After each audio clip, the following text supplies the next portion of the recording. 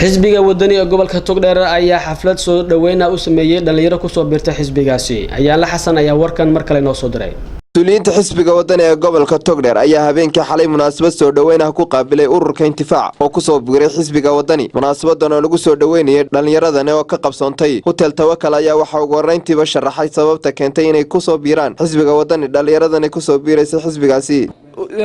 anagu dhammaan ururka intifaacba inaan maanta laga bilaabo aanu ka mid nahay xisbiga wadani aanu qofna ka yeelin ururka xisbiga wadani inaan ka leexleexasho aan lahayn madashan qiimaha badan leh loo boqoray ururka dhalinyarada intifaac aad iyo aad baan soo dhaweyn ururka dhalinyarada intifaac waxaan leenahay ku soo dhawaada xisbiga dhalinyarada xisbiga wadani waa xisbiga dhalinyarada ah intifaac kuwaas oo gartay ruuxantii inay majraha maaragtay uu hagan karo ama maaragtay uu ku fiican yahay waqti xaadirkan ay xisbigan ay markaa ay hiilka soo bideen ayaa ku soo biiran maanta mas'uuliyiinta xisbiga wadani ayaa si isku mid ah kelmado soo dhaweyn ku qaabilay dhalinyaradani ku soo biirtay xisbiga waxaana hadaladoodii kamid ahaa xisbiga wadani afkeedii waxaan leeyahay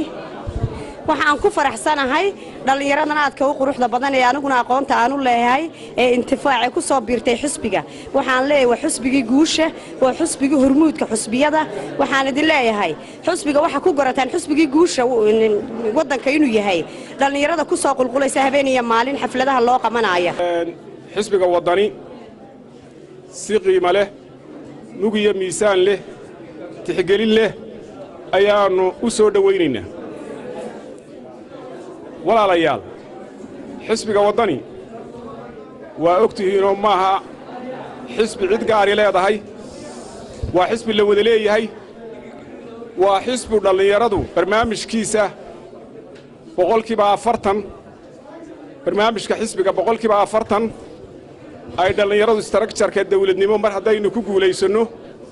ay boqolkiiba 40 dhallinyaradu leedahay waxaan ugu mahad celinayaa dhallinyaradan qiimaha iyo qadarinta mudan isi soo abaabulay xamaasadu ka muuqato kartidu ka muuqato hufnaantu ka muuqato ee intifaac ee go'aansaday inay ku biiraan xisbiga wadani iyagoo aan cidi soo qasbin cidi soo xodxodan adduun la siinin heshiis kale lala gelin aad iyo aad baan ugu mahad celinayaa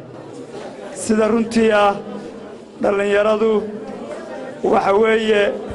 waa muunadii ummadda waa hormuudkii ummadda waxa weeye sida runtii ah haddii aan dhallinyaro jirin oo aan dhallinyaradu la dareemaynin waxa ay yihiin ama waxa ay qabtaan aan xisbiyadu hoos u eegayn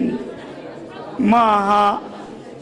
waa aabihii berrito وأيلا حسن سليمان أيلا بيام تيفيك عالمي Somali News مقالة برعو